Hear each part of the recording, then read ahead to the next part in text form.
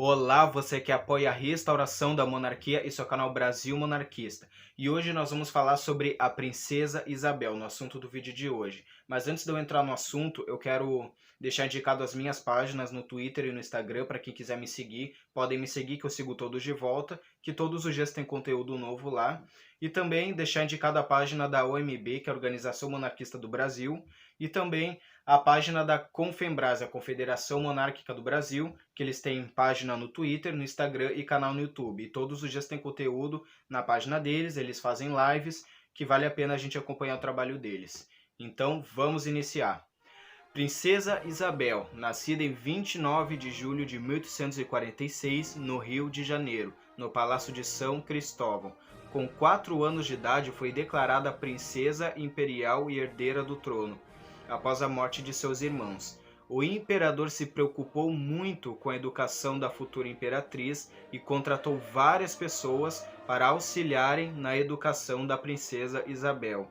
A princesa se dedicou muito aos estudos durante sua vida, pois ela amava estudar. Princesa Isabel casa-se então com Gastão de Orleans, o conde em 15 de outubro de 1864.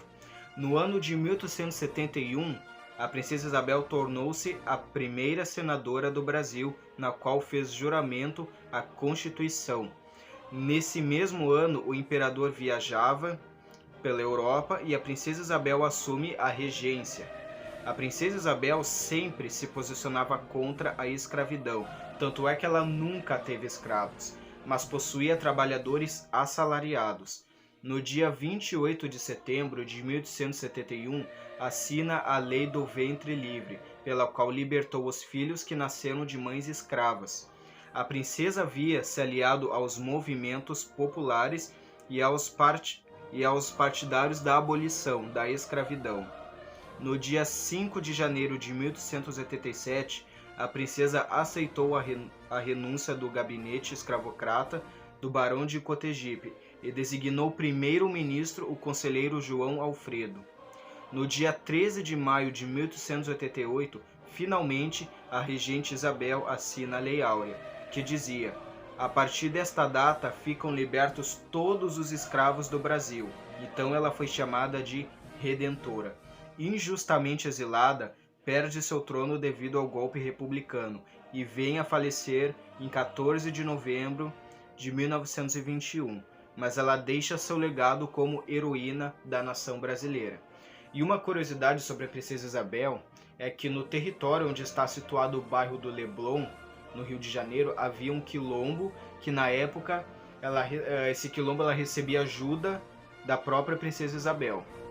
Então ela sempre se preocupava com os escravos, sempre se preocupava na igualdade social. E a princesa Isabel era uma mulher que ela sempre se posicionou contra a escravidão, porque ela acreditava que brancos e negros são pessoas iguais de mesma raça, porque todos nós somos brasileiros. Então ela sempre se dedicou a promover uma política de igualdade social. Por isso que ela é conhecida como a Redentora, a mulher que lutou contra a escravidão.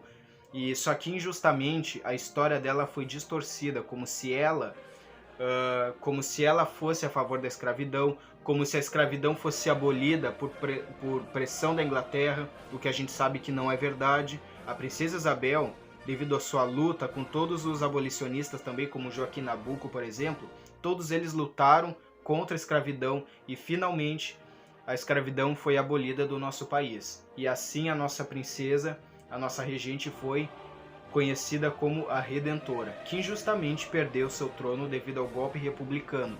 E uma curiosidade também, um fato que nós podemos afirmar, é que o golpe republicano não foi contra o reinado de Dom Pedro II, mas o golpe republicano que acabou com a monarquia no Brasil, que foi o único período em que o Brasil foi um país avançado, o golpe republicano foi contra o futuro reinado de Princesa Isabel. Ela injustamente perdeu o trono por causa do golpe republicano que destruiu nosso país, que tirou o Brasil dos trilhos, mas que também nós estamos aqui para resgatar a verdadeira história do nosso país, a verdadeira história dos nossos heróis que lutaram contra a escravidão e que lutaram para também manter o Brasil nos trilhos. Então esse foi o assunto do vídeo de hoje, espero que tenham gostado, agradeço quem assistiu até agora. E esse foi o assunto da Princesa Isabel, a história verdadeira da nossa regente, da nossa redentora, e que vale a pena a gente sempre lembrar a história dela. Então eu agradeço a todos que assistiram o vídeo até agora. Muito obrigado.